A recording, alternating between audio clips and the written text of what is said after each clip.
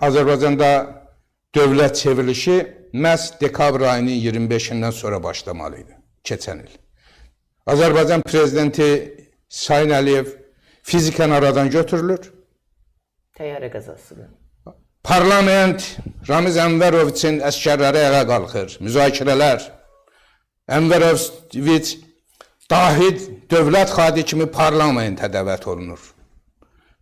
Vitse-prezidenti həbs edirlər, zərərsizləşdirirlər və dövlət şurası yaranır. Ramiz Mehdiyev siyahı elan edir. Bu Rusiyanın planı idi mi deyirsiniz? Bu ortaq planı. Və niyə planı açıqladı? Rusiya niyə açıqlayır ki? Necə? Rusiya niyə açıqlayır ki? Elə onu deyirəm Rusiya ki, adam bildiniz Rusiya açıqlayır. Elə yazdılar ki, güya... Gördünüz, dezinformasiya bu ölkəni necə silkələyir. Deyirsiniz dezinformasiya. Necə bu ölkəni əzirlər. Hələ də bu ölkənin üstündə necə oyun oynamağı bacarırlar.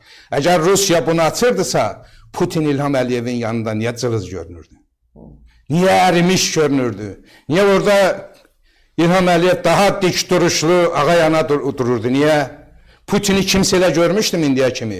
Əksinə, dövlət planının uçaq vurulandan sonra, prezident öldürüləndən sonra Azərbaycanda hansı dövlət çevrilişini həyata keçirəcəkləri paketini Putinə verən İlham Əliyevin özüdür. Deyək, bu sizsiniz. Ona görə Putin üzr istəyirdi.